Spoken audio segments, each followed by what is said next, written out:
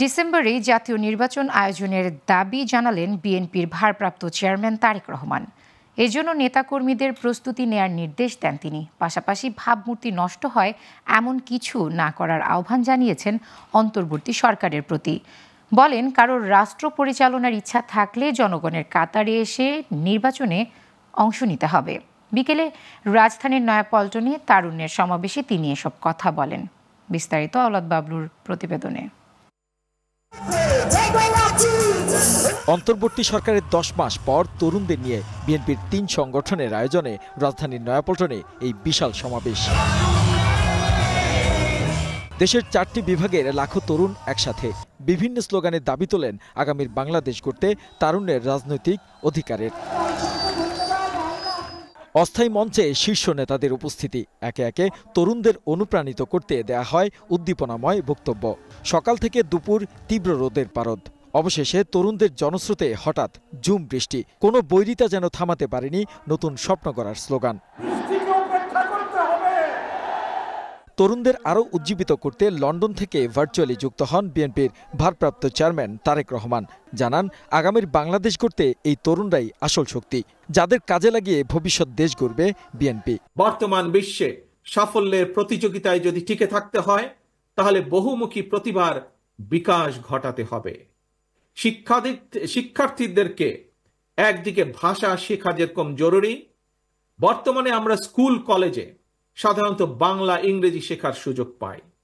তবে এর পাশাপাশি আমরা যদি আরো কিছু ভাষা যেমন আরবি, ম্যান্ডারিন, জার্মান, ফ্রেঞ্চ সহ এই ধরনের বহুল প্রচলিত একটি তৃতীয় ভাষা এবং যদি সম্ভব হয় তাহলে চতুর্থ ভাষা হিসেবে আরেকটি ভাষা শিখাতে পারি, তাহলে আমি ব্যক্তিগতভাবে বিশ্বাস করি বাংলাদেশের ভবিষ্যৎ সন্তানদের জন্য বিশ্ব বাজার উন্মুক্ত হয়ে পড়বে।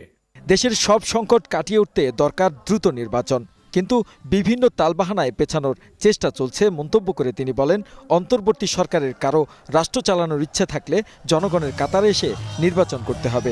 কথিত অল্প সংস্কার আর বেশি সংস্কারের অভিনব শর্তের আবর্তে ঘুরপাক খাচ্ছে আগামী জাতীয় নির্বাচনের ভবিষ্যৎ। এরই ভিতরে জনগণ বিশ্বাস করতে শুরু করেছে সংস্কার নিয়ে সময় ক্ষেপণের আড়ালে অন্তর্বর্তীকালীন সরকারের ভেতরে এবং বাইরে কারো কারো মনে হয় কিছু ভিন্ন উদ্দেশ্য রয়েছে। অন্তর্বর্তী সরকারকে কোনো কাজে নিজেদের ভাবমূর্তি নষ্ট না করার সতর্কতা জানিয়ে তারেক রহমান বলেন, ডিসেম্বরে জাতীয় নির্বাচন হতে হবে, তাই প্রস্তুতির নির্দেশ দেন নেতাকর্মীদের। অন্তর্বর্তীকালীন সরকারের প্রতি আহ্বান, আগামী ডিসেম্বরের মধ্যেই জাতীয় নির্বাচন অনুষ্ঠিত হতে হবে। আবারও আমরা বলতে চাই, আগামী ডিসেম্বরের মধ্যেও জাতীয় নির্বাচন অনুষ্ঠিত হবে।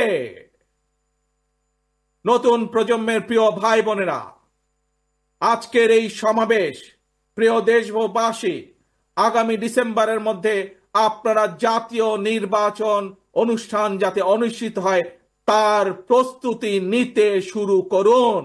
পরে সবার সাথে স্লোগান তোলেন, আর কোন দেশের পিণ্ডি নয়, সবার আগে বাংলাদেশ।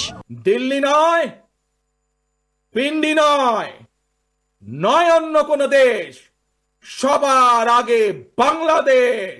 ঢাকা, সিলেট, ফরিদপুর, ময়মনসিংহ এই 4 বিভাগের লাখো তরুণদের জমায়েত। বলছেন, এই তরুণদের রাজনৈতিক অধিকার প্রতিষ্ঠার মাধ্যমে নির্মিত হবে আগামীর নতুন বাংলাদেশ। আওলাদ বাবলু, গ্লোবাল টেলিভিশন, ঢাকা।